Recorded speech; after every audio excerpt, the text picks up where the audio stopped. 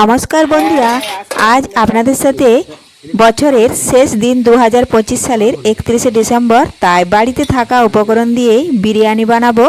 তো আপনারা প্রথম থেকে পুরো ভিডিওটা শেষ পর্যন্ত দেখতে থাকুন। ভিডিওটি ভালো লাগলে একটা লাইক দিয়ে পাশে থাকুন ও বন্ধুদের সাথে শেয়ার করে দিন। তো দেখুন বন্ধুরা, তার জন্য কড়াইয়ে দেখুন বিরিয়ানি হয়ে গেছে। তো কিভাবে করলাম বাড়ির বিরিয়ানি আর দোকানে যে আমরা কিনে খাই বিরিয়ানি, তার মধ্যে অনেকটাই পার্থক্য, সেটাই তুলে ধরছি। চলুন শুরু করি। তার জন্য দেখুন এখানে পেঁয়াজ কুচিয়ে নিয়েছি, আর দেখুন আলু আগে থেকে লবণ হলুদ দিয়ে ভেজে তুলে নিয়েছি। আর মাটির উনুন জেলে দেখুন কড়াইয়ের মধ্যে সরষের তেল দিয়েছি পরিমাণ মতো। পেঁয়াজ কুচিগুলো তেলের মধ্যে দিয়ে দিয়েছি। এগুলো পেঁয়াজের বেরাস্তা বানিয়ে নেব প্রথমেই। দেখুন পেঁয়াজটা ভালোভাবে তেলের সাথে মিশিয়ে নিলাম।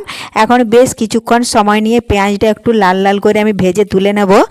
আর এদিকে দেখুন এখানে আমি আগে থেকেই কিন্তু বিরিয়ানির চালটা দেখুন 90% সেদ্ধ করে নিয়েছি। দেখুন জল ঝরিয়ে তুলে ঠান্ডা করে নিয়েছি। আর এখানে আমি 500 গ্রাম চিকেন নিয়েছি। দেখুন চিকেন ভালোভাবে ধুয়ে পরিষ্কার করে নিয়েছি।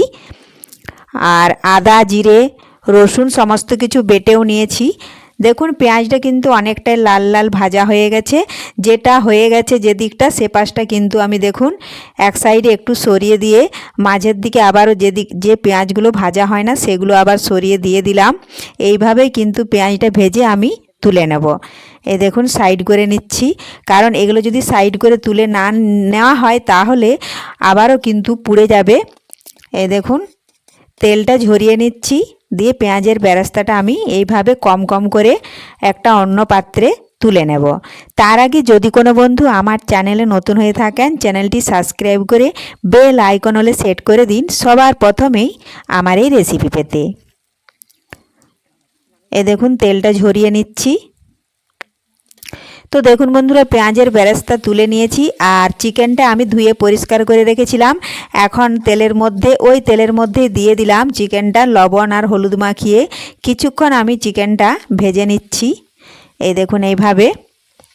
আর আমি আজকে কিন্তু সম্পূর্ণ বাটা মশলাই করব, শিলে বেটে দেখুন রসুন বাটা, পেঁয়াজ বাটা, আর এখানে আদা জিরে কাঁচা লঙ্কা বেটে নিয়েছি। তার সাথেই কিছু উপকরণ দিচ্ছি, যেমন প্রথমে দিয়ে দিলাম হলুদ গুঁড়ো, তারপরে আবারও কিছুটা দিয়ে দিচ্ছি জিরে গুঁড়ো। এখন সামান্য পরিমাণে একটু আমি জল দিয়ে দেব, দিয়ে এর সাথে কিন্তু মিশিয়ে নেব। জলের সাথে একটু দিচ্ছি আমি কালারের জন্য কাশ্মীরি লাল লঙ্কার গুঁড়ো।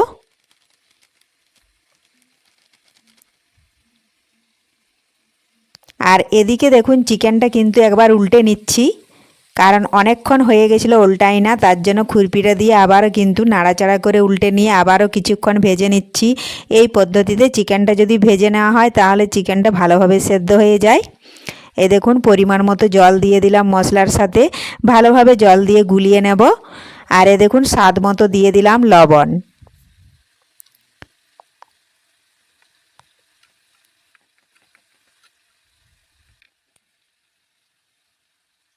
গুলিয়ে নিয়েছি জল দিয়ে। বিরিয়ানি মশলাও একটু দিয়ে দিলাম।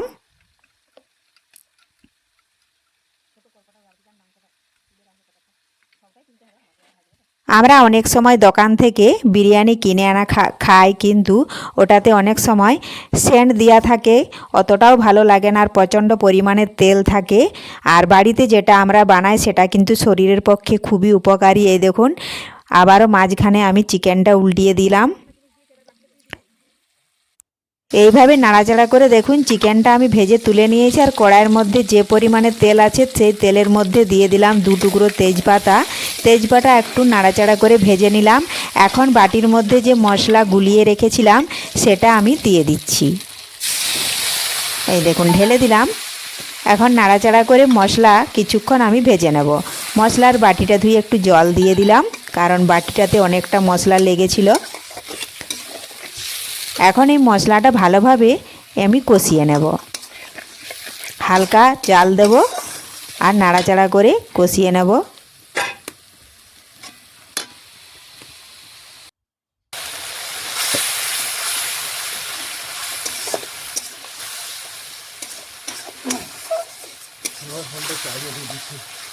এই দেখুন বন্ধুরা, এইভাবে নাড়াচাড়া করে মশলাটা আমি ভালোভাবে কষিয়ে নিচ্ছি। জল যদি না থাকে আবারও কিছুটা পরিমাণ জল দিয়ে কষিয়ে নেব।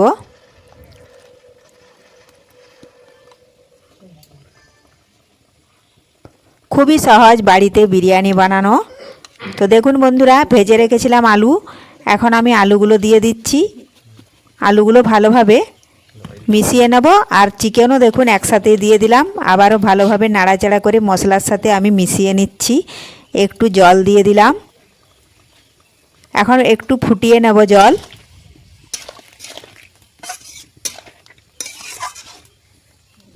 তো দেখুন বন্ধুরা, ফুটে গেছে। এখান থেকে কিছুটা আমি জুস দেখুন বাটিয়ে তুলে নিচ্ছি। এইভাবে চামচের মধ্যে কিছুটা তুলে নিচ্ছি। আর যেটুকু আছে সেটা কিন্তু ওখানেই থাকবে। আর দেখুন আমি সেদ্ধ করে রেখেছিলাম আগে থেকে বিরিয়ানির ভাতগুলো, সেই ভাতগুলো এখন দেখুন আমি দিয়ে দিলাম কিছুটা। এই দেখুন এইভাবে কিছুটা দিয়ে দিচ্ছি। আর এই সময় কিন্তু জালটা একটু কমিয়ে দিতে হবে। আর দেখুন আলুগুলো দিয়ে দিচ্ছি। তাহলে এই বড় বড় আলুগুলো ভালোভাবে কিন্তু সেদ্ধ হয়ে যাবে। আর পেঁয়াজের বেরেস্তাটা কিছুটা দিয়ে দিলাম। এই দেখুন বিরিয়ানি মশলা দিয়ে দিচ্ছি। এরপরে আবারও বাকি যে ভাতটা আছে দেখুন সেটাও দিয়ে দিচ্ছি এর উপরে। এখন আমি দিয়ে দেব যে মশলার জুসটা তুলে রেখেছিলাম সেটা দিয়ে দিলাম। আবার দুটি ভাত দিয়ে দিলাম। পেঁয়াজের বেরেস্তা যেটুকু রেখেছিলাম সেটা দিয়ে দিচ্ছি।